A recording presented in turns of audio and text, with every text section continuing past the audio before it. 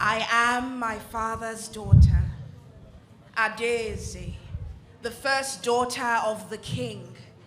And they say it takes a king to birth a princess. So what happens when the king puts down his crown, lets it tumble to the ground like a line of falling dominoes? Let's talk about it.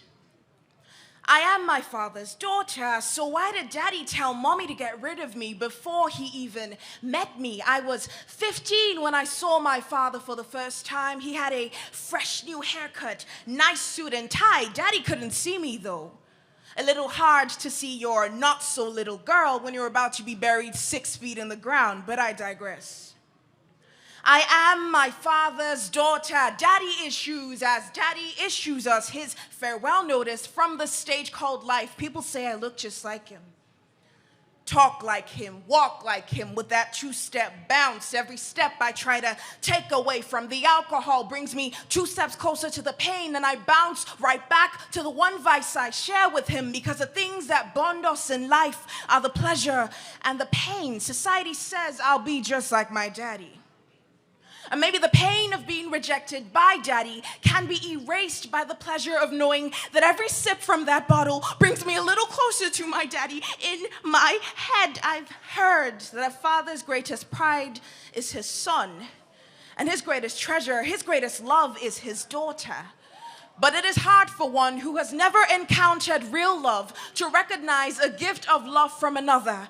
And sometimes I imagine that in his final moments, my father's greatest regret was being unable to love the greatest treasure he was ever given, me. And it just made sense why my heart had a void for the father who never fathered me. I am my father's daughter, and as the compost pile called my past climbed higher with each count of my body, countless times I searched for what could not be found in the places they had never been kept, and I dug in the mud of regret seeking redemption. My pain could not be felt by the one who caused it. I am my father's daughter.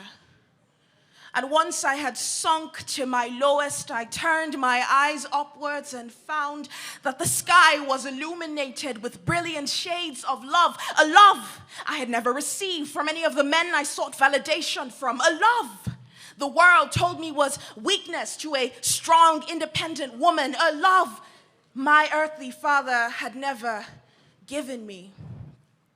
I am my father's daughter, and I remember the sound of his voice on that January night when he spoke to my heart and said, I am your father, and you are my daughter.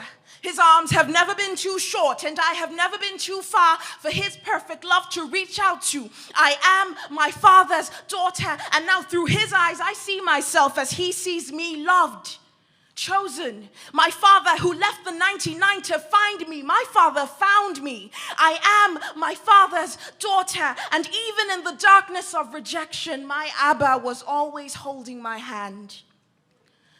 I've heard that every father is a man and every man is a liar, but God is not a man.